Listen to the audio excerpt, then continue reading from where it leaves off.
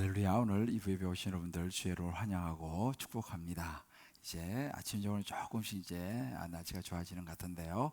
우리 한번 좌우로 돌아보시면서 또 온라인 들어오신 분들은 또 그곳에서 옆에 계신 분에게 이렇게 오늘 인사 한번 했으면 좋겠습니다. 하나님이 사랑하시는 분이 오셨네요. 이렇게 한번 얘기했을까요? 정말 귀한 분이 오셨네요. 네, 할렐루야. 한 분 한 분 너무너무 귀한 분들이 오늘도 오신 것 같습니다. 멀리 송도부터 시작해서 저 태천, 광주 여러 곳에서 이렇게 또 주의 전에 달려온 분들 하나님께서 우리 또 남양주도 있고 주님의 이름으로 축복합니다. 우리가 살아가면서 삶의 현장에서 직면하는 여러 가지 도전들이 이런저런 도전들이 있습니다. 우리는 그것을 보통 인생이다 이렇게 이야기를 합니다. 우리 이제 청소년들이 이제 대학을 들어가면 또 대학 생활에서 여러 가지 도전들이 있어요. 또 이제 좀 지나서 이제 직장을 가면 또 직장에서도 여러 가지 또 도전들이 있죠. 결혼하면 또 자녀를 낳으면 또 자녀 교육이라고 하는 또 여러 가지 또 도전들이 있습니다. 건강검진을 또 이제 우리가 받죠. 건강검진을 받았는데 그 결과가 혹이 발견됐는데요. 이거 조금 예후가 좋지 않습니다. 다시 한번 좀 더 정밀 검사를 해봐야겠습니다라고 하는 통보를 받으면 우리 인생이 또 다른 이제 이 위기와 도전의 직면을 하게 됩니다. 또 회사도 마찬가지죠. 회사 생활 열심히 하고 있는데 어느 날 회사가 여러 가지 좀 경기가 그렇고 어려워서 규모를 좀 줄이려고 하니 아무래도 명예퇴직을 신청하십시오 라고 말하면 이건 또 다른 또 인생의 도전이죠. 이렇게 우리의 삶은 살아가면서 여러 각자의 참 도전들이 있어요. 위기들이 있죠. 성경에도 보게 되면 많은 인물들이 나오지만 대표적인 도전 앞에 직면한 사람은 다윗이었습니다. 골리앗이라고 하는 엄청난 이 거구, 이 장수 앞에 이 청년 다윗, 왜소한 청년 다윗이 서게 되죠. 그래서 우리 보통 다윗과 골리앗 싸움 이렇게 말하지 않습니까? 이건 엄청난 도전입니다. 자, 그럴 때 이제 우리가 이런 일을 만났을 때에 중요한 것은 우리의 반응입니다. 우리가 어떻게 반응할 것이냐라는 거죠. 야, 큰일 났다 하면서 두려워하면서 또 낙담하면서 또 때로는 실망하면서 주저앉는 것으로 반응할 것이냐, 이런저런 섭섭함으로 반응할 것이냐, 아니면 아니야 내가 이 벽을 넘어서야지, 내가 힘을 내야지, 용기를 내야지 라고 하는 반응으로 우리 인생의 도전을 넘어서느냐. 여기에서 그 중심이 뭐가 있냐 가만히 보면요, 그 중심에는 우리의 삶을 이끌어가는, 우리 신앙으로 말하면 믿음이 중심에 있습니다. 우리의 생각이 있고 우리의 마음이 있죠. 그 중심에 우리의 믿음이 있습니다. 그래서 우리가 보통 이제 믿음이라는 말을 많이 하죠. 신앙생활하면 뭐 교회 다니면 뭐 믿음이 좋다, 뭐 믿음이 어떻다, 이런저런 이야기를 많이 하는데 사실은 이 믿음은 상당히 실제적입니다. 그러면 우리가 보통 말이죠.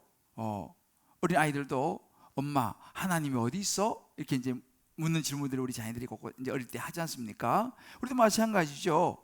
자, 그러면 이 믿음이라는 것은 추상명사잖아요. 그럼 이 믿음이 어떻게 보여집니까? 믿음이 언제 보여집니까?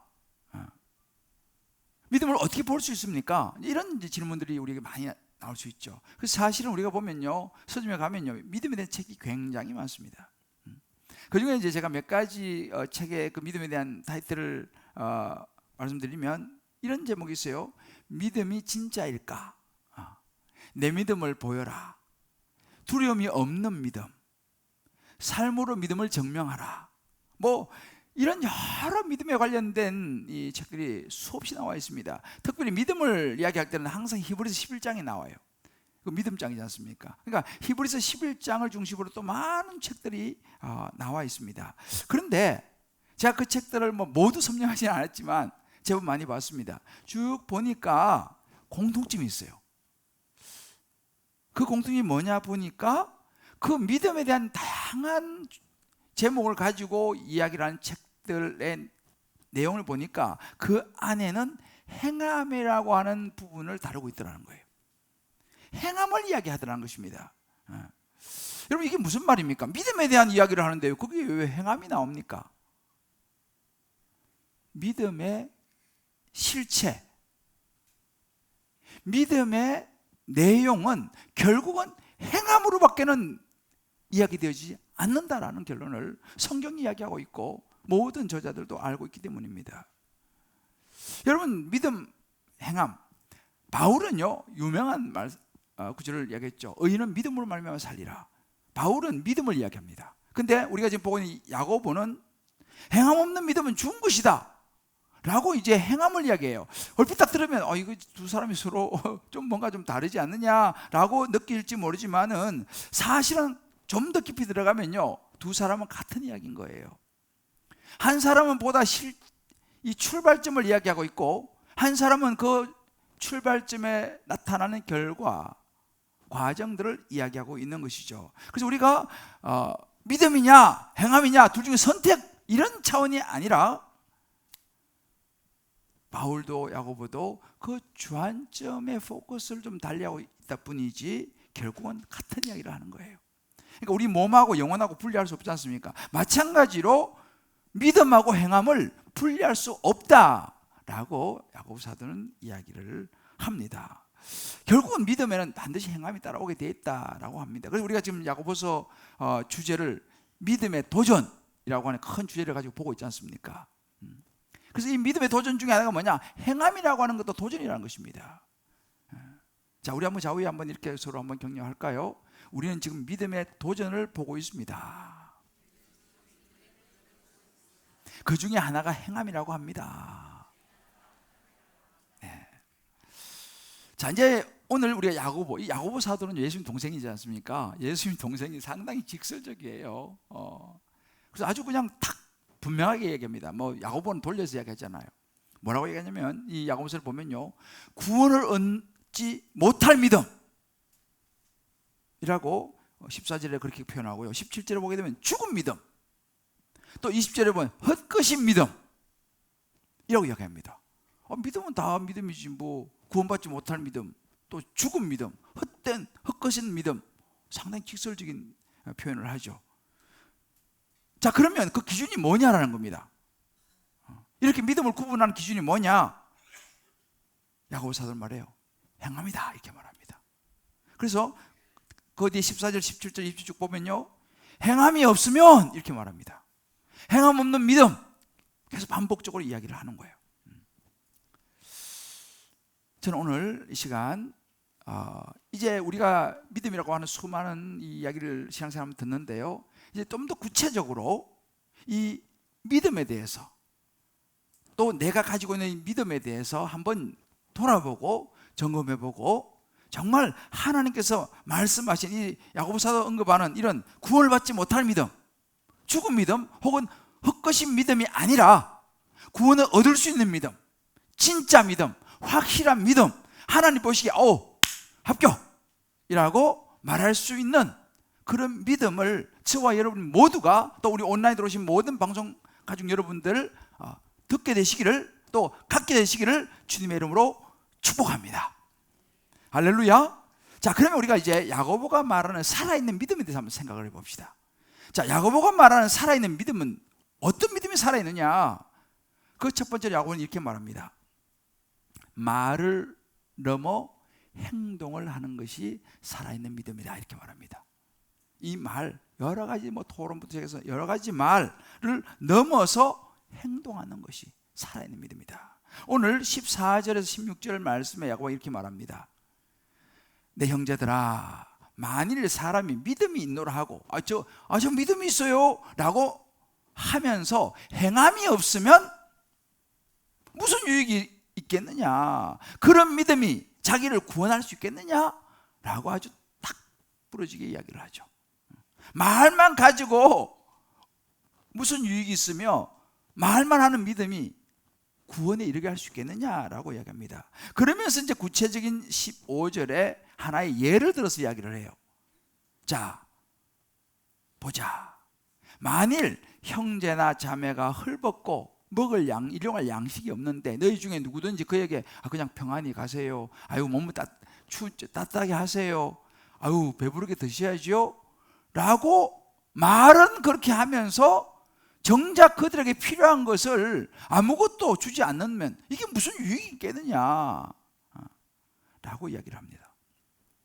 여기 나오는 사람들은 누굽니까? 도움이 절박하게 필요한 사람들인 거죠. 정말 고난을 당하고 위로가 필요하고 먹을 양식이 필요하고 적어도 관심이 필요한 사람, 때로는 누군가의 어깨에 기대어서 좀 위로가 필요한 사람, 이런 사람들이 있다는 거예요. 자, 그냥 그런 사람들이 옆에 있는데 그런 사람들을 보면서 내가 뭐 전혀 아무것도 할 수 없다면 모르지만 뭐라도 내가 단 말이라도 한마디 해주고 뭐라도 좀 이렇게 할 수 있는 위치에 있으면서도 그저 그냥 말로만 아유 평안하세요, 아유 배고프시죠, 많이 드셔야지요, 아유 추운데 아이고 따뜻하게 입으셔야지요, 다 하는 이야기죠. 누가 배부르게 먹고 싶지 않습니까? 먹을 게 없으니까 못 먹는 것이고 입을 옷이 없어서 못 입는 것이죠. 인생 고난이 많은데 그냥 말로만 그렇게 한다면, 조금이라도 도움의 손길을 줄 수 있음에도 불구하고 도움의 손길을 주지 않는다면 그런 사람이 믿음이 있는 사람이라고 말할 수 있느냐라고 하는 거예요. 이 이야기는 예수님께서 하신 말씀이에요. 야고보가 동생이 들었겠죠. 예수님께서 마태복음 7장 21절 이렇게 말합니다. 나더러 주여 주여 하는 자마다, 여러분 많이 들어보신 구절이죠. 나한테 주여 주여 하는 자마다 다 천국에 들어갈 것이 아니다 이렇게 말하는 거예요. 나 부른다고 다 천국에 들어가는 것이 아니라 다만 하늘에서 내 아버지의 뜻대로 행하는 자라야 그런 사람이 들어간다라고 예수님이 말씀하신 거예요. 야고보 사도가 이 이야기를 들었겠죠. 같은 맥락입니다. 제가 지난주에 이제 우리 교육자들하고 일을 이제 수련회를 하면서 영화를 한 편 봤어요. 콘크리트 유토피아, 아마 보신 분이 계실 거예요. 제가 상당히 인상 깊게 봤습니다. 요즘 영화에는 거의 교회가 등장을 자주 해요. 근데 이제 보시면 알겠지만 거기 참 아파트가 다 무너지고 여러 가지 이제 사건이 생기는데, 거기서 이제 이야기해 주는 게 뭐냐면 우리 인간의 그 본성을 아주 예리하게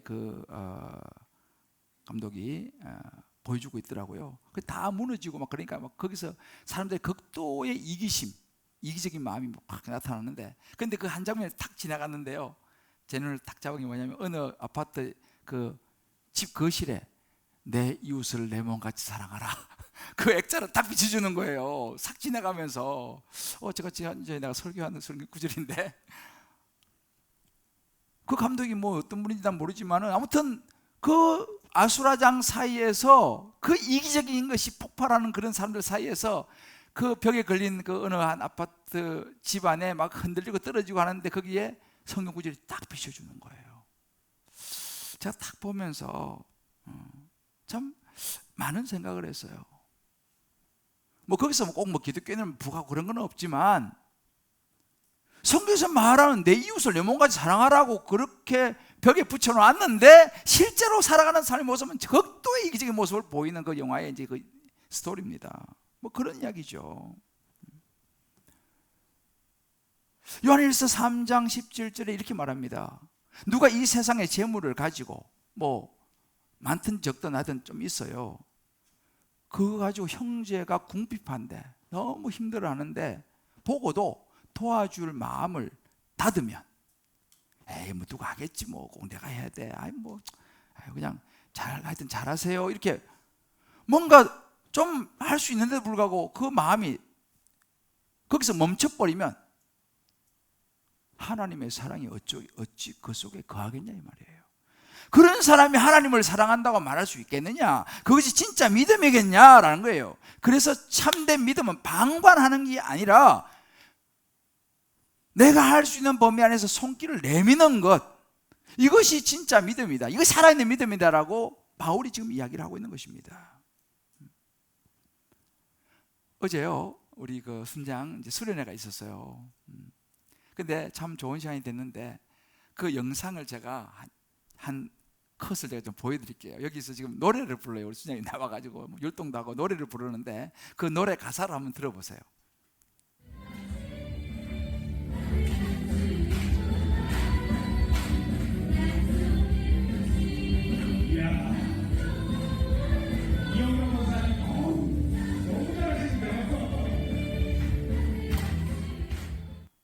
잘하죠. 그래서 부른 이제 율동하면서 부른 노래가 뭐냐면 천국은 마치라고 하는 이 사장이에요. 천국은 마치 밭에 감추인 보화 그것을 찾는 그 농부와 같다 이런 내용인데 그 가사에 보면 뭐가 있냐면은 천국은 마치 땅에 감추인 보화와 같으니 그것을 발견한 농부가 집 팔고 땅 팔고 냉장고 팔아 산다. 이제 그 구절이 뒤에 나와요. 집 팔고 땅 팔고 냉장고 팔아 뭐 산다 이런 이제 율동하는 나오는데 제가 딱 들으면서 여러분 믿음이라는 게 있잖아요. 농부가 그 성경에 나오는 이야기잖아요. 남의 집 밭에 일을 하러 가서 하는데 보니까 보화가 뭉쳐 있는 거예요. 근데 자기 집 땅이 아니잖아요. 이 밭을 사야 돼. 왜? 그래 이 보화가 자기 되니까 가가지고 막 다 팔아가지고 그 집을 산다. 그 이제 이야기입니다. 여러분 보세요. 그 농부는요 거기서 보화를 발견한 거 아니에요. 이걸 어떻게라도 내 것으로 삼으려니까 뭐 집 팔고 땅 팔고 냉장고 팔고 다 해가지고 산다는 것입니다. 왜? 믿음이 있으니까. 왜? 그게 내 거라니까. 여러분 이것이 믿음인 거예요. 진짜 내가 믿음이 있다면요, 진짜 내가 천국이 너무 중요한 것을 안다면요, 우리가 그냥 있을 수가 없죠. 어떻게라도 천국을 내 것으로 만들려고 하겠죠. 그러니까 거기서 나오는 게 뭐예요? 행동이 나온다는 것입니다. 이것이 믿음이다 라고 얘기하는 거예요. 우리가 있잖아요, 요즘 이제 우리 전반적으로 우리 한국의 이제 성도들도 이 성경이라든지 이런 지식 수준이 상당히 높습니다. 뭐 우리 여기 또 마찬가지로 다 지식 수준이 상당히 있죠. 그런데요, 그래서 우리가 천국에 대해서 논문을 쓸 수 있어요. 논문 써서 막 발표도 하고 막 그것도 토론도 하고 그럴 수 있어요. 요즘 우리 이제 사회가 패널 이런 토의하는 문화가 한국에 이제 많이 지금 이제 발달하고 있잖아요. 와서 말도 얼마나 잘하는지 몰라요. 뭐 하고. 그런데 천국에 대해서 논문을 써서 발표하고 토론하고 천국 이렇다는 할 수 있을지 모르지만 그렇게 하는 사람이 행동하는 거하고는 다를 수 있다는 거예요. 밥 먹으면 맛있다 생각만 하고 밥에 대해서 토론을 엄청 잘하지만 밥을 먹는 거하고는 다를 수 있다 이 말이죠.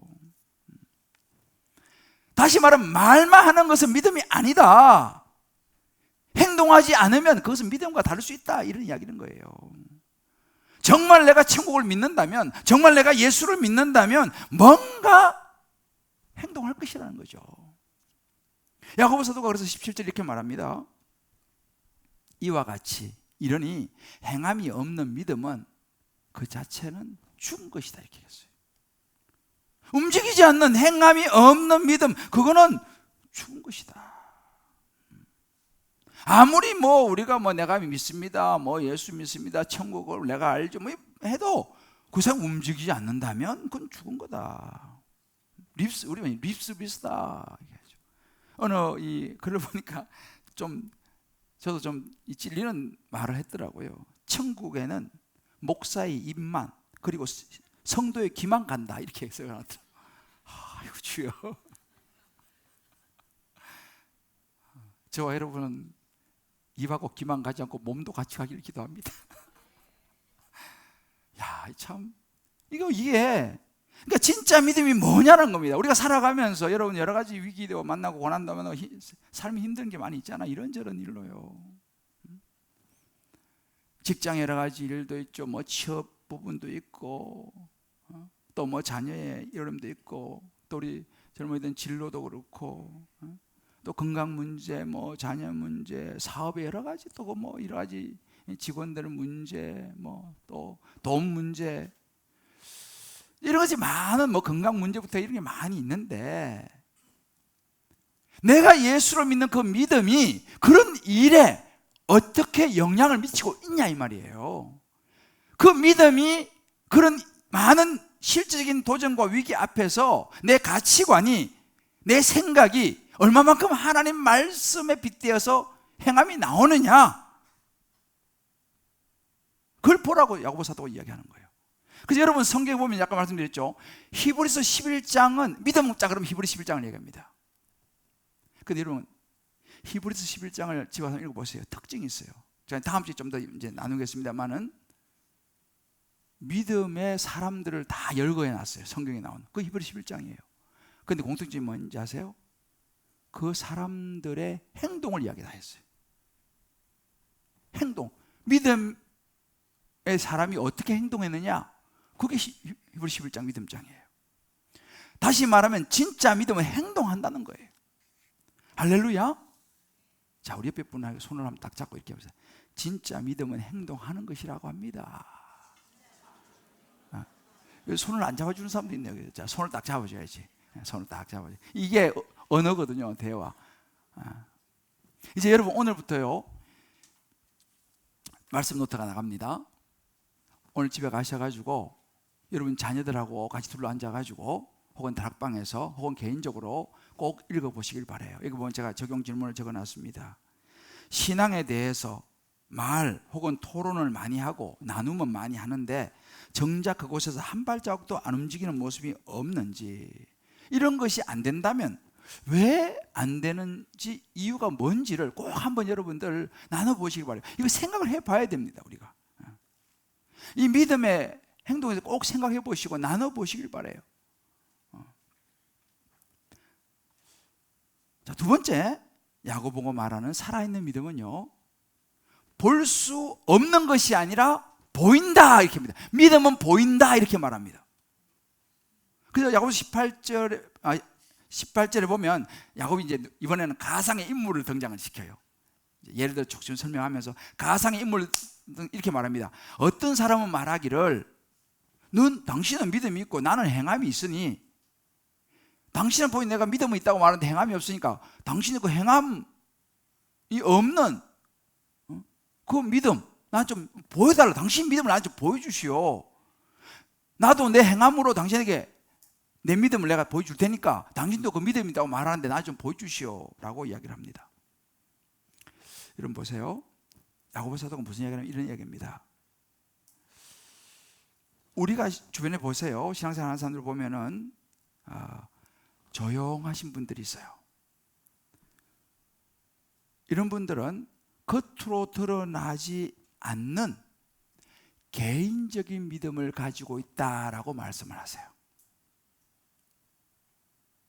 그러면서 목사님, 저는요 말은 제가 안 하고요 겉으로 표시는 안 내지만 저는 제 마음속에 조용히 저는 저 혼자만 예수 믿고 있어요. 하나님 마음에 제가 모시고 있어요 라고 말을 합니다. 뭐 틀린 말은 아니죠. 저는요 제가 뭐 믿는다, 뭐 종교, 뭐 기독교 이런 거, 그런 거 전 드러내는 거 별로 좋아하지 않아요. 이렇게 말하시는 분들이 있습니다. 뭐 다 나름대로 일리가 있죠. 그런데 그렇게 말씀하시는 분들은 어떤 경향이 있을 수 있냐 하면, 막 예수 믿는다고 말하고 막 믿으면 행동이다 그러고 막 이렇게 실천하고 이런 거 막 좀 이렇게 밖으로 좀 보여지는 이런 사람들 별로 안 좋아해요. 아이, 뭐 저렇게까지 뭐 믿음, 혼자 조용히 믿으면 되지 뭐 꼭 저렇게 가지고 뭐 저렇게 해야 되나? 그건 뭐 예수 믿는 그걸 또 표시를 내야 되나? 라고 하면서 별로 안 좋아하는 경향이 있어요. 그리고 거기서 좀 더 나간 사람 보면 저 광신자 같아. 뭐 저렇게까지 저 광신 아니야? 라고 말하는 경향이 있습니다. 자, 이런 사람들에게 야고보가 도전을 하는 거예요. 이렇게 개인적인, 때로는 수동적인 믿음을 가진 사람에게 뭐라고 말하냐면, 믿음은 드러난다.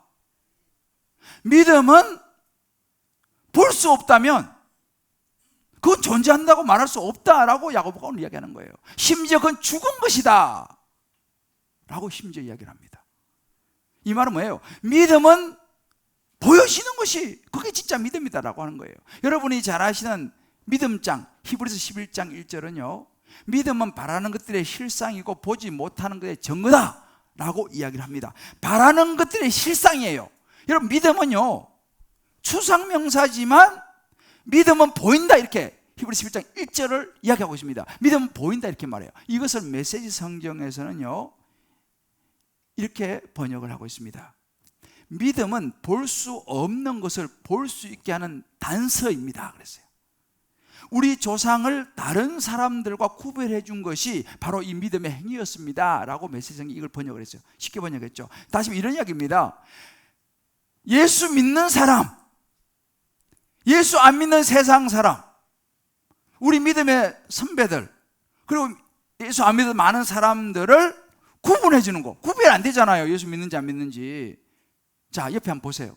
예수 믿는지 안 믿는지 표시가 납니까? 여기 장로라고 써놨어요? 없어요. 그게 구분이 안 되죠. 근데 그러면 어떻게 예수 믿는 사람이냐 예수 안 믿는 사람이냐를 구별해 주는 것이 뭐예요? 믿음의 행위다 이렇게 이야기하는 거예요. 믿음은 볼 수 없는 것을 볼 수 있게 해주는 단서, 그것이 행위다 라고 히브리서 11장에 이야기를 하고 있습니다. 우리 그 사성에 낭중지추라는 말이 있어요. 주머니에다가 삐죽한 걸 넣으면요 어디서 툭툭툭 표시가 난다 이 말입니다. 그러면서 이 야고보 사도가요 또 하나 예를 들어요. 무슨 예냐면 귀신 예를 듭니다. 귀신. 자, 옆에 분에게 귀신 이야기 한답니다. 자, 귀신 이야기를 합니다. 귀신. 자, 19절에 이렇게 말합니다. 귀신에 대한 이야기를 내가 19절 말씀에 내가 하나님은 한 분이신 줄을 믿느냐? 하나님 한 분이다. 그거 잘하는 거다. 그거 잘하는 거다. 유일하신 하나님 믿는 거 잘하는 거다. 그런데 이렇게 얘기해요. 귀신도 믿는다 그래요. 귀신도 믿고 뜬다 그래요. 무슨 이야기입니까? 귀신이 귀신같이 한다는 거예요. 귀신이요 하나님을 잘 안다는 거예요. 귀신 성경 우리보다 더 잘합니다. 여러분, 마귀가요 예수님을 시험할 때 성경 구절 인용했어요. 마귀들이 성경을 잘 압니다. 하나님도 잘 알아요. 하나님이 자기를 싹 묶어가지고 유황불에 던질 수 있다는 분도 알아요. 그러니까 마귀들이 하나님을 겁을 내요. 귀신들이요 하나님 겁을 냅니다. 구단 데 가가지고요 예수 잘 믿는 사람 가면요 굿이 안 된다 그래. 그 무당이 여기 예수 믿는 사람 왔어요, 저리 가시오 그래요. 왜? 하나님의 그 말씀 있는 사람이 가면요 그게 귀신들이 두려운 거예요. 점이 잘 안 돼, 가라 그래요. 그런 거죠. 귀신이 아는 거죠. 근데 보세요, 귀신이 하나님을 알고 성경도 알고 믿음 지식 있습니다. 그런데 문제는 뭐냐? 귀신은 구원받고 천국갈 수 있습니까? 갈 수 있어요? 못 가요? 못 갑니다. 왜 못 갑니까? 귀신은 아는 것에서 머물기 때문에 그래요. 귀신은 절대로 하나님 말씀에 순종하지 않습니다. 하나님 말씀을 행함으로 옮기지 않습니다. 아는 것만 하고 그대로 따라가려는 사람들을 방해하죠, 귀신이.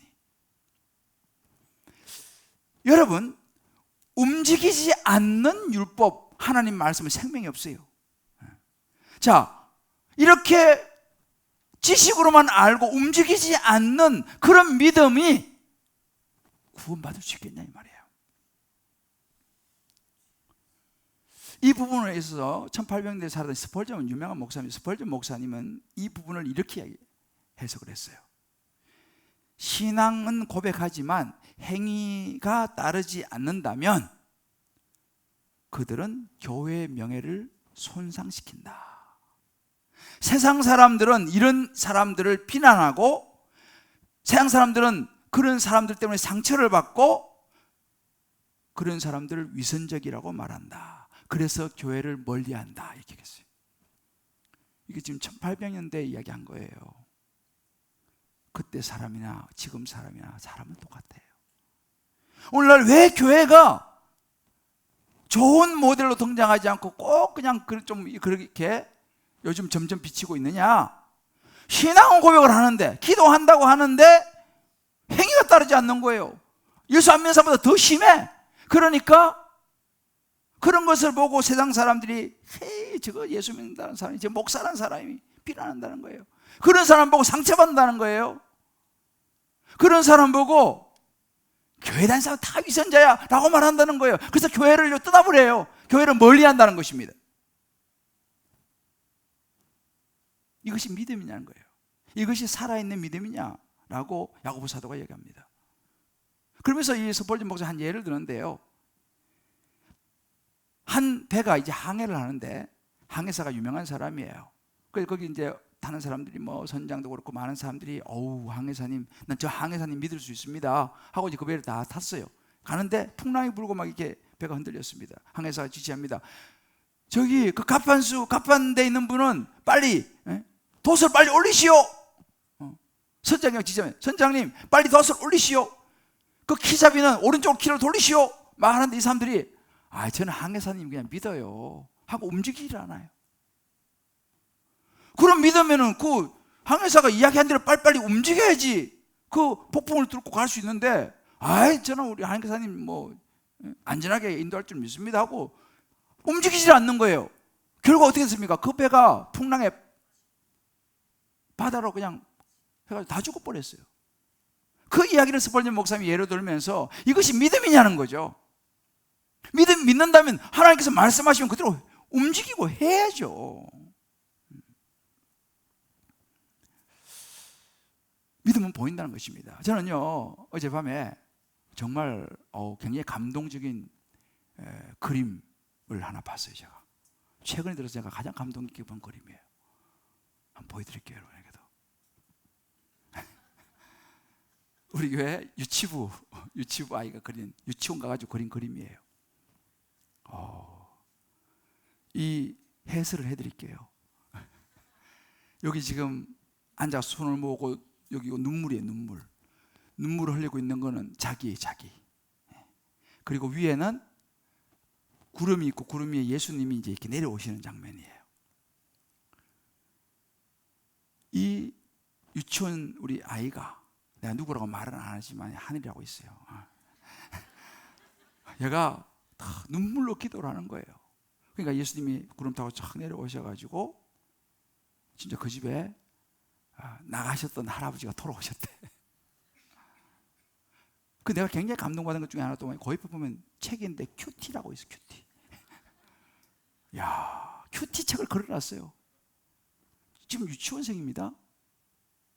난 굉장히 저는 감동받았어요. 야, 얘가 옆에 큐티 책 눈물로 기도하는 거. 예수님 오셨어. 여러분 뭐가 믿음입니까? 저는 이걸 보면서요 정말 내가 하나님 알아요, 나 예수님 너무 잘 알아요 하는 사람이 믿음이에요. 잘은 몰라도 예수님 제가요 이런 건데 이거 좀 도와주세요 하고 눈물을 흘리면서 눈물방울 보이죠?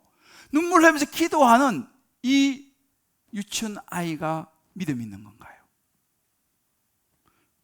이것이 믿음입니다. 여러분 기도를 누가 합니까? 믿음 있는 사람이 기도하는 거예요. 하나님 응답할 줄 믿습니다라고 믿음을 가지고 기도하는 거죠. 믿음은 보이는 거예요. 이렇게요. 우리 어른들은 정말 저도 도전 받았어요. 우리 어른들 잘 생각해 보셔야 돼. 나는 믿음이 안 보이는 믿음 아닌가. 이 눈물 방울이 이게 믿음이라니까요. 믿음은 볼 수 없는 것이 아니라 보인다라고 야고보 사도가 이야기합니다. 마지막 세 번째로는요, 야고보 말하는 살아있는 믿음은요, 머리가 아니라 마음에서 나온다 라고 이야기합니다. 소위 머리의 신앙이 있죠. 종교적인 지식인. 요즘은 말씀드렸지만 점점 이제 우리나라도 수준이 높아지기 때문에 이 종교적 지식인들이 많이 늘어나고 있어요. 이 사람들은 성경을 압니다. 요즘 치기는 성경을 한 번씩 읽습니다. 그래서 성경의 내용을 알아요. 지식적으로 알고 때로는 말도 합니다만은 결정적인 게 뭐냐면 그냥 그 지식에 머물지 내가 그 말씀을 따라가지는 않습니다. 오늘 19절 보면 이런 구절이세요. 내가 하나님은 한 분이신 줄을 믿느냐? 이 사람은요 하나님이 한 분이라는 걸 아는 거예요. 이게 지식입니다. 이게 맞는 지식이죠. 이스라엘 백성들은요, 이 유대인들은요, 쉐마 이스라엘 해가지고 신명기 6장 4절 말씀을 항상 가장 먼저 마음에 새기며 다닙니다. 여기 이 신명기 6장 4절이 뭐냐면, 이스라엘들아 우리 하나님 여호와는 오직 유일한 하나님이신 유일한 하나님을 이야기합니다. 여러분들 그 유대인들 가끔씩 만나면 유대인들이 머리에 조그마한 모자 같은 거 이렇게 얹어 다니지 보셨죠? 고기 속에 뭐가 들었냐면요, 그걸 깃바라 그래요. 깃바.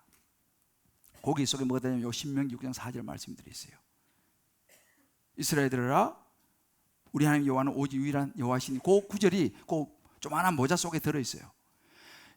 그 유대인들 집을 방문해 보면요, 집 앞에 우리 문패처럼 이렇게 문설주 이렇게 모양은 조금 다르지만 이렇게 다 있어요. 그걸 매주자라 그러는데, 거기에 뭐가 있냐면 신명기 6장 5절 4절 이 말씀이 거기 다 기록이 되어 있어요.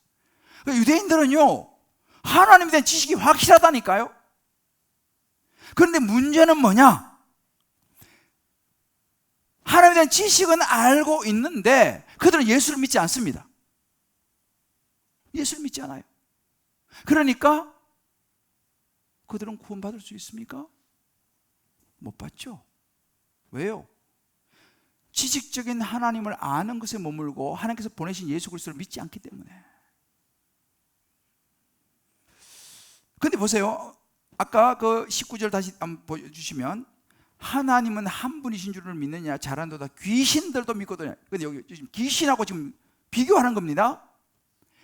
하나님은 한 분인 줄을 아는 이 유대인들, 하나님을 지식적으로 잘 아는, 성경을 지식적으로 잘 아는 이 사람들 잘한다 그래요. 근데 누가 동급치면 귀신들도 안다 이 말이에요. 그러니까 성경 지식적이 많은 사람하고 귀신하고를 지금 이렇게 비교를 하는 겁니다. 다시 말하면 그저 진리, 성경 예수님에서 지식적으로만 아는 신앙인들하고 사탄하고 이 귀신하고 공통점이 있다 이 말이에요. 무슨 공통점입니까? 옳은 말은 하지만 자기 말하는 대로 행동은 다 하지 않는다는 거예요. 제가 최근에요, 아마 얼마 전입니다. 아마 이 기사를 보신 분이 있을 거예요. 여기 이대 나오신 분들도 계시죠. 이화여대 신학과가 있어요. 이화여대 신학과 교수가요, 무슨 이야기를 했냐면, 이 신문 기사에 나온 거니까, 인간만 구원을 받을 수 있는 것이 아니고 동식물, 소, 닭, 돼지 다 구원받을 수 있다 이렇게 얘기했어요.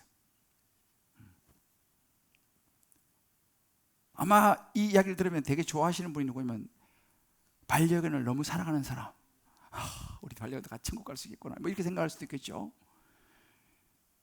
여러분, 우리나라 대표적인 신학 학교의 신학과 교수님이에요. 분명히 아셔야 됩니다. 이게 기가 막힌 이야기예요. 구원이라고 하는 것은요, 구속이라는 것은요, 예수님이 우리를 위해서 우리의 모든 죄를 담당하시고 십자가에 죽으시고 부활하신 거, 그것을 믿음으로 우리가 구원을 받아 천국 가는 거, 이걸 구원이라고 그래요. 그러면 구원을 받으려면은 먼저 자기가 죄인이라는 것을 인정이 돼야 됩니다. 그래서 예수님을 받아들이죠. 여러분, 소가 나는 죄인입니다 뭐 그렇게 합니까? 돼지가 꿀꿀 나는 죄인입니다 예수님 영접합니다 그렇게 합니까? 못해요. 그 사람 아니지. 닭은 그런 걸 못해요. 그러니까 이 동물들, 식물들은요, 영혼이 없어요. 그냥 살다 죽으면 끝이에요. 그런데 그들이 어떻게 구원이 있겠습니까? 근데 그렇게 말한다는 거죠. 여러분, 구원이라는 것은 영혼이 있는 사람, 그리고 예수를 믿음으로 고백하고 받아들이는 그 사람에게만 구원이 있는 거예요. 여러분 보세요. 신학을 공부하고 신학교 교수는 될 수 있어요. 죄송하지만 신학자가 될 수 있습니다. 신학에 대해서 열변을 토할 수 있어요. 성경에 대해서 열변을 토할 수 있습니다. 성경을 가지고 뭐 심리적으로 성경을 분석하고 뭐 철학적으로 사회적으로 성경을 분석해서 쫙 강의를 할 수 있어요. 그러나 믿는다는 건 이야기가 달라요. 이걸 아셔야 됩니다. 그런 사람들 보면요, 다 그렇지 않지만 개 중에는요, 예수님을 믿는 거 그건 관심이 없어요. 그냥 학문이에요, 학문. 그러니 예수를 어떻게 믿겠으며 예수님 말씀하신 말씀을 따라 살겠습니까? 다 자기 주관대로 살죠. 어찌 보면 오늘날 종교인들의 현실이 이렇다니까요. 여러분 도올 김영옥 씨 알죠? 그 사람은 전에 유튜브 보니까 막 나와서 요한복음 로마서 강의를 하더라니까요. 강의를 해요. 강의를 하는데 이 사람 예수를 안 믿는 사람이잖아요. 자기 식으로 하더라고 내가 보니까. 요즘 그런 종교 지식인들이 있다니까요. 그 사람 그 믿음, 여러분 그거 믿음 아닙니다. 그런 사람 그거 못 받아요. 왜? 예수를 모르니까. 지식만 갖고 안 된다 이 말입니다. 그래서 20절의 말씀 보면 야고보서 이렇게 말합니다. 같이 읽읍시다. 시작. 아, 허탄한 사람아, 행함이 없는 믿음이 헛것인 줄을 알고자 하느냐. 이래서 허탄한 거예요. 허탄한 사람아, 행함이 없는 믿음, 그거 헛것인 줄을 너가 알지 못하겠느냐. 17절은 이건 죽은 거다 라고 이야기하는 거예요. 물론 여러분들 아유 목사님 예수 믿으면 구원받는 거 아닙니까? 그렇죠. 예수 믿으면 구원받습니다. 그런데 중요한 것은 우리가 체크해야 되는 게 그 내가 믿는다고 생각하는 예수 믿는 것이 진짜냐? 그걸 한번 체크해 봐야 된다는 거예요. 진짜냐? 여러분 유명한 얘기 있잖아요. 나이아가라 폭포를 그 외줄 타기를 가는 그 유명한 사람이 있었어요. 외줄을 타고 사람들 다 제가 이 외줄을 타고 갈 수 여러분 믿습니까? 아 믿습니다 막 그랬어요. 자 그러면은 여러분 중에서 한 사람만 나와서 좀 업해 보십시오. 한 명도 나오질 않았어요. 그게 믿음이냐는 거예요. 그때 한 명이 나왔어요. 애가 그 집 아들. 그 아들은 아버지 믿은 것이 우리 아버지 할 수 있다. 그래서 그 아들 얻고 건너갔다는 이야기 있잖아요. 그게 믿음인 거예요. 진짜 믿음이라는 것은요 움직이는 거죠. 땅에 씨앗이 떨어져서 전혀 아무것도 현상이 없으면 그 씨는 죽은 거예요. 그러나 그 씨가 살았다면 어떤 식으로라도 변화가 있고 싹이 나오게 돼 있다 이 말입니다. 내가 예수 믿는다고 말하면서도 아무런 삶에 다른 게 없다. 한번 그 믿음은 다시 한번 생각해 봐야 될 믿음이라는 거죠. 야고보서도 그 이야기 하는 거 아니에요. 주변에 형제 자매가 힘들어하는데 아유 제가 기도해 줄게요. 병에 걸려가지고 힘들고 뭐 병원비도 없고 그러는데 어떻게 도와줄 방법을 찾아가지고 어떻게 하기보다는 하나님이 사랑하는 자는 합력하여 선을 이룰 것입니다 뭐 이러면서 그게 무슨 도움이 되냐는 거죠. 그게 무슨 믿음이냐는 거죠. 정말 그렇게 말 많은 사람을 예수 믿는 믿음이라고 말할 수 있냐 이 말이에요. 여러분들 이 부분 제가 이 말씀 노트에서 썼는데 한번 꼭 생각해 보셔야 돼요. 우리 사회에 기독교를 머리로만 접근하는 예를 생각해 보면서 자신의 삶은 아무 영향도 받지 않으면서 아무리 영향을 내가 받지 않아요. 지식적으로만 동의하는 거에 대해서 어떻게 여러분 생각하십니까? 그런 지식적이고 이론적인 믿음이 나를 구원할 수 있다고 생각하세요? 한번 이 부분도 한번 여러분 한번 나눠보세요. 순장님들하고 헷갈리면 교구 목사님이나 순장님이나 아무튼 주변 분들하고 한번 이야기를 해보세요. 이야기 해봐야 됩니다. 너무 중요한데 믿음을 확인을 해야 되거든요. 사랑하는 성도 여러분, 우리는 믿음에 대해서 다시 한번 확실하게 짚고 넘어가야 합니다. 교회 다니고 나 예수 믿는다 신앙생활 한다 그 좋지만 정말 내 믿음이 진짜냐 이걸 한번 좀 점검을 해볼 필요가 있어요. 우리가 살아가면서 여러 가지 자녀의 문제도 있고 뭐 직장의 문제도 있고 사업의 문제, 건강 뭐 여러 가지 돈 문제부터 해서 여러 가지 문제가 있는데 이런 실제적인 문제 앞에서 과연 내가 가지고 있다는 이 믿음이 작동을 하느냐 이 말이에요. 이 믿음이 움직이느냐는 거예요. 내가 믿는 예수님이 뭔가 내 이런 삶의 도전과 위기 앞에서 나한테 뭔가 도움이 되고 있느냐 이 말이에요. 이걸 한번 점검해 보셔야 돼요. 이게 안 된다, 작동을 안 한다, 그러면 그 믿음에 대해서 다시 한번 조용하게 한번 내가 생각해 봐야 돼요. 그 믿음을 잃어버리든지 아니면 아예 씨앗이 없었든지 잃어버렸다 빨리 회복을 해야 되죠. 재활을 해야 한다니까요. 재활요. 정말 내가 예수 믿는 거 맞느냐라는 거예요. 진짜 믿는다면 어떻게 변화가 없을 수 있어요? 어떻게 뭐 움직임 없을 수 있겠습니까? 데이빗 브라우닝이라고 아주 유명한 목사님이 있어요. 이분이 우리 교회에 오셨었어요. 전에요. 세미나도 하고 계셨는데 이 데이빗 브라우닝이 그런 이야기를 해요. 믿음에 대해서. 믿음은 하나님께 순종하는 것과 하나님께 보여드리는 마음과 정신의 태도다라고 얘기했습니다. 자막이 아마 좀 잘 안 오네요. 다시 읽어드릴게요. 믿음은 하나님께 순종하는 것과 하나님께 보여드리는 마음과 정신의 태도가 믿음이다 이렇게 했습니다. 믿음은요, 순종이라고 하는 행동이 따라오고, 믿음은 하나님께 보여드리는 마음과 생각의 애티튜드, 태도는요 행동입니다. 태도는 움직이면 어떻게 보여주는 거니까 이게 믿음이에요. 우리가 교회가요, 해야 할 일들이 여러 가지 있지만 제가 최근에 참 굉장히 인상 깊고 은혜 받은 게 뭐냐면, 지난번에 우리 교회에 인도에서 해리슨 목사님 오셨잖아요. 그죠? 기억나시죠? 와서 인사하고 제가 3분만 이야기를 했는데 5분 넘게 이야기해가지고 제가 당황했던 그거 기억나시죠? 그런데요, 우리는 그렇잖아요. 왔다가 뭐 그런가 보다, 뭐 그게 인도 어려운가 보다 이렇게 그냥 넘어 우리는 갈 수 있었는데, 그 이야기를 듣고 우리 교회 8살, 9살 유년부 아이들이요 뭐를 결정했냐면, 우리 그 인도 우리 선교를 위해서 8월 한 달 선교 저금통을 준비하자 이렇게 됐어요.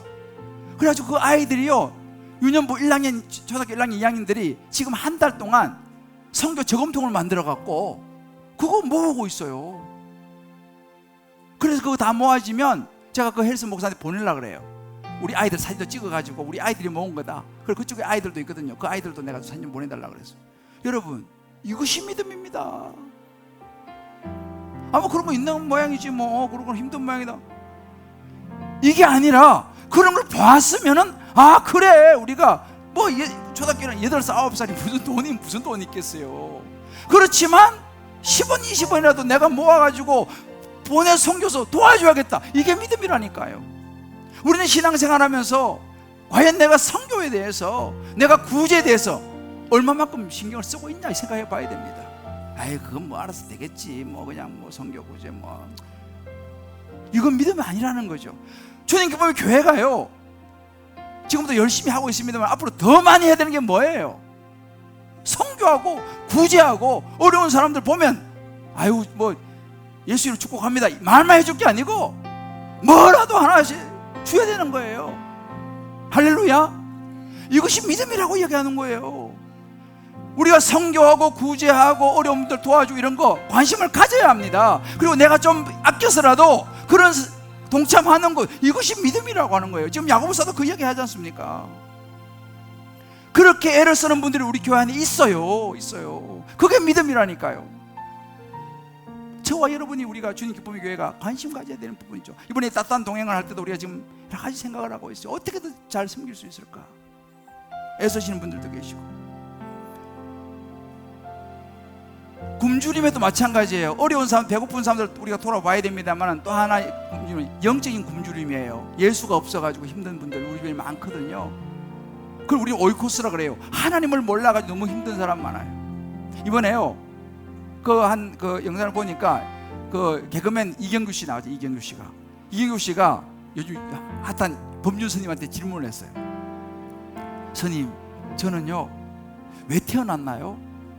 이렇게 물었어요. 자기는 왜 태어난지 모르겠대. 그래서 스님한테 물어서 스님이 뭐라고 대답했겠어요? 태어났는데 이유가 어디 있어요? 그냥 태어난 거지. 그렇게 대답을 했어요.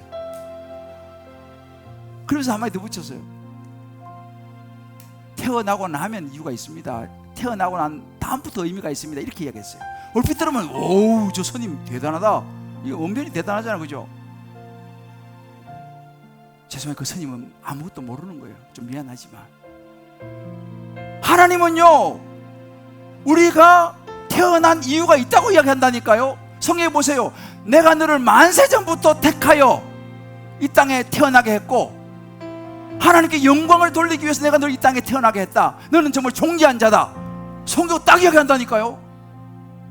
태어난 이유가 어디 있어? 그냥 태어난 거지.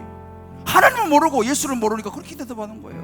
여러분, 그런 사람이 많습니다. 우리 이경구씨 전도해야 될지 믿습니다. 주변에 그런 사람들 우리가 전도해야 되는 거예요. 그게 뭐예요? 따뜻한 오이코스예요. 하나님을 몰라요. 그런 사람들, 영적으로 굶주린 사람들을 우리가 전도해서요, 그들은 예수님 믿게 해야 됩니다. 아멘입니까? 여러분, 주변에 예수 안 믿는 모르는 사람들, 하나님 나 이 땅에 왜 태어난지 모르겠어, 이런 분들 있으면요, 그분들을 교회로 인도하셔가지고 밥 사주고 막 커피 사주고, 술은 안 되고, 어떻게 해서 여러분들 헌신해서 그분들이 교회에 와서 예수님 만날 수 있도록 도와주시길 바랍니다. 이게 믿음이라니까요. 오이코스를 마음에 품는 거 행동이잖아요. 다음 세대 위해서 내가 어병이요 참여하는 거, 이게 믿음이라니까요. 여러분, 다락방, 그래 내가 다락방에 나가서 말씀을 좀 나눠보자, 이게 도전이고 이게 행동이지 않습니까? 이게 믿음이에요. 여러분 중에 세례 안 받으신 분들 있죠? 그 세례 꼭 받아야 됩니까? 여러분, 세례가 뭐예요? 세례는 내가 예수 믿습니다라는 것을 공포하는 거예요. 그게 믿음이라니까요. 세례 안 받으신 분들 있으면 다 여러분 나중에 준비하셔서 세례 받으시길 바라요. 할렐루야. 그게 믿음입니다. 우리 믿음의 도전을 해봅시다. 자, 우리 자고분에 이게 한번 축복합시다. 믿음의 도전은 행함입니다. 어떤 거라도 한번 행동으로 옮겨봅시다. 우리 한번 찬양합시다. 제가 이 찬양은 삶으로라고 하는 찬양인데요, 삶으로라는 찬양인데 아마 여러분들도, 저도 요즘 좀 배우고 있는 찬양인데 가사가 참 좋아요. 나는 삶으로 주님을 노래하고 나는 삶으로 주님을 예배하고 하는 이런 가사인데요, 우리 한번 후렴부터 오늘 이 말씀 생각하면서 우리 자신의 믿음을 한번 돌아보면서 우리 한번 부르고 같이 한번 기도하죠. 나는 삶으로 주님을 노래합니다. 나는 삶으로 주님을 노래합니다. 나를 통하여 내 믿음의 행동을 보면서 나는 삶으로 주님을 예배합니다. 나의 삶을 빛으로 사용하소서. 세상의 부와 세상의 명예, 세상의 부와 세상의 명예, 세상 자랑 모두 내려놓고 날 구한 십자가 날 씻긴 보혈 주님의 은혜를 깊이 생각합니다. 이제 우리 생각하는 거예요. 아는 거예요. 나의 나된 것, 내 모든 것 다 거저 받은 선물, 내 삶을 은혜로 가득 채워주셨네. 나의 나된 것, 내 모든 것 다 거저 받은 선물, 우리가 이제 아는 거죠. 주신 분께 믿음이죠. 이제 행함으로 가는 겁니다. 나의 삶으로 주님을 노래하는 거예요. 나의 삶으로 주님을 노래합니다. 나를 통하여 주님만 높임 받으소서. 나는 삶으로 주님을 예배합니다. 나의 삶을 비추고, 우리 모르는 사람 들어봅시다. 우리 결단입니다. 나는 삶으로 주님을 노래합니다. 우리의 결단이에요. 하나님 앞에 내가 결단하는 거예요. 믿음과 행함이 같이 가는 거예요. 나를 통하여 주님만 높임 받으소서. 나는 삶으로 주님을 예배합니다. 나의 삶을 빛으로 사용하소서.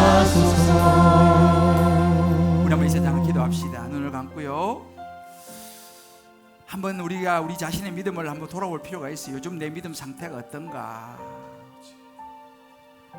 나도 모르게 그냥 고민하고 지식에 머물고 생각 속에 머무는 믿음인가? 아니면 하나님 말씀을 붙들고 내가 일어서고 행동으로 옮기는, 하나님이 뭘 기뻐하실까? 주변을 돌아보면서 내가 할 일을 찾고 선교든지 구제든지 정말 주변에 믿지 않는 오이코스들을 향해 다가가는 거라든지 또 공동체 속으로 들어가서 말씀을 나누는 결단이라든지, 아무튼 나는 지금 예수 믿으면서 내 삶에 어떤 행동 변화가 있는지 돌아보면서 하나님 주신 음성 붙들고 우리 주님을 같이 기도하겠습니다. 주여, 나의 삶으로 주님을 하나님 역사해 주시옵소서. 아버지 은혜를 베풀어 주시옵소서. 하나님 말씀하여 주시옵소서. 또 하나님 아버지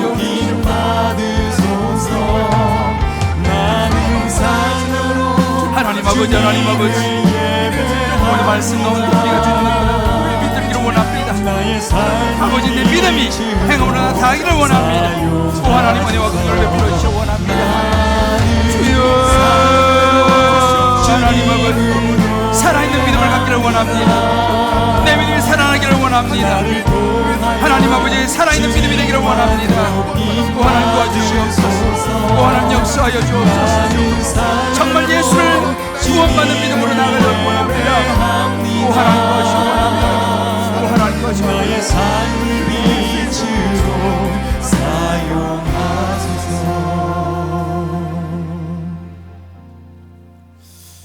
하나님 그렇습니다.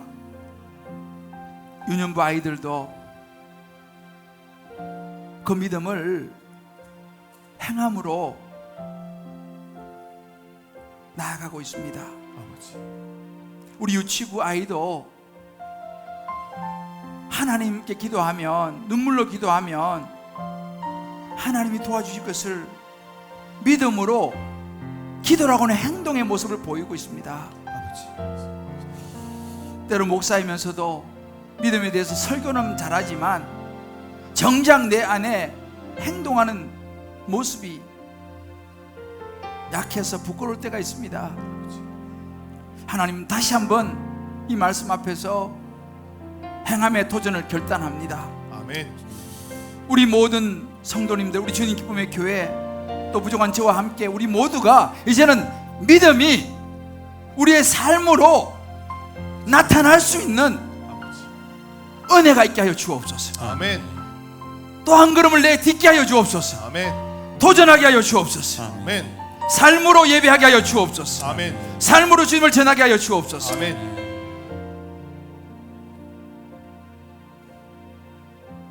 우리의 마음과 결단을 받으시 주님을 찬양하며 예수 이름으로 기도합니다. 아멘. 아멘. 아멘.